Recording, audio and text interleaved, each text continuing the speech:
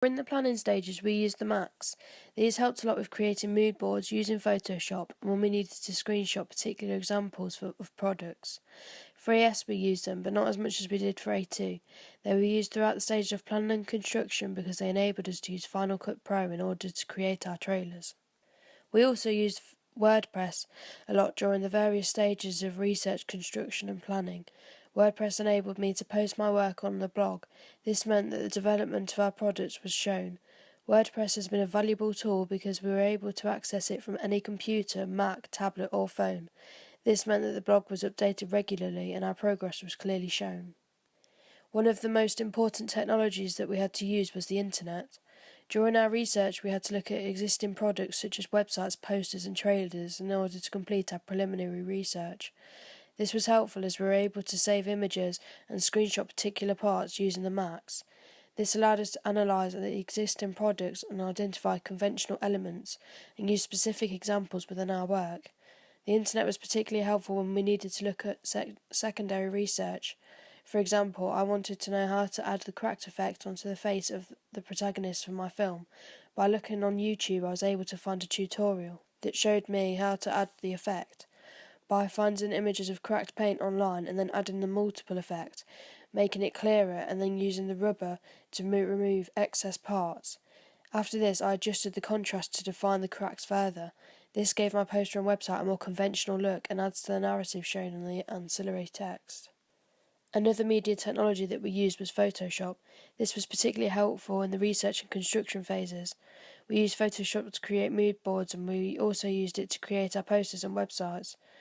We used Photoshop more during AS because our magazines were made on Photoshop. However, at A2, I used more advanced tools than I did at AS. Without Photoshop, my ancillary text would not have looked so professional. In order to make my products more conventional and establish a clear sense of genre, I wanted to edit my main image in Photoshop. I decided to edit the eyes of my main character to make them black, meaning that the protagonist would look possessed, and then it would add a clear sense of narrative to my work. I used the magnetic lasso tool to select the eye and then add the colour mask on Photoshop and change the colour of the mask to black. This then gave the desired effect, but I wanted it to look more realistic, so I zoomed in on the eye and used the rubber tool to remove a little bit of the mask on the eye, meaning that it looked like it had a slight glint. I also removed excess parts using the rubber. After this, I used the blur tool to prevent the editing from being too obvious and to be more subtle. The main media technology that we used during the construction of our products was Final Cut Pro. This was used to edit each shot for my trailer and to change the duration and speed of each shot. I also used it to remove music and sound from certain shots. For example, I removed all of the background noise from one of my shots. I did this by locking the layer that I wanted, i.e. the video part, and then highlighting the sound from that specific clip. By pressing the delete button, the sound was removed. This then meant that I could add music instead, which made my trailer more conventional and effective. We were also able to add captions. I did this by making a caption in Photoshop so that it looked the same as the font used on the poster and website.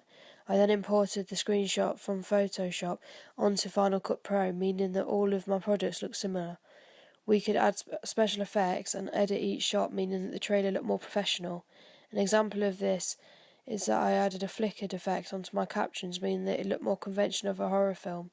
For the final shot of my trailer, I used Final Cut to edit the shot so that the protagonist's eyes appeared to change colour. Through secondary research, I was able to learn how to do this. I used a colour mask to make a black oval. I then moved it around the screen and placed it in a position that I wanted to cover the eyes. I then had to adjust it for each second of the clip to make sure that it covered the eyes completely for the final section, meaning that the girl had ordinary eyes. She then blinks and opens her eyes and they are black. This means that the end of the trailer is dramatic and has a strong sense of narrative. It also makes the audience want to watch the film and find out more about it. During the evaluation of my products, I also used Prezi. This meant that my evaluation is more visually attractive to the audience because they are able to see what I am saying, and it means that it's more interesting than just writing my evaluation. Prezi is a website which allows you to make presentations online. This has been useful because it's enabled us to add images and embed videos. It was especially important during question 3 of the evaluation when I needed to embed my focus groups.